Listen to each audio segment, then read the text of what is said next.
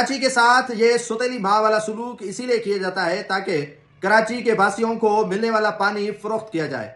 एक वीडियो आपके सामने मैं रख रहा हूं कि वाटर एंड सेवरेज की इंतजामिया ने जानबूझकर जो बिन कासिम है इलाका कराची गुलशन हदीद के अकब में, वहां पर लाइन को तोड़ा गया है। लाइन फटी है और लाइन फटने से लाखों गैलन पानी जाया हो रहा है। और इसी इलाके में पानी जाया इसीलिए किया जाता है ताकि जो टैंकर्स माफिया हैं उनको पानी सप्लाई हो सके और ये जवाज बनाया जाए ताकि यहाँ इसी जवाज के तहत जो है वो यहाँ कराची के मकीनों को कहा जाए कि लाइन फटी है और लाइन फटने की वजह से जो है वो आपको पानी की सप्लाई में तातुल हो रहा है।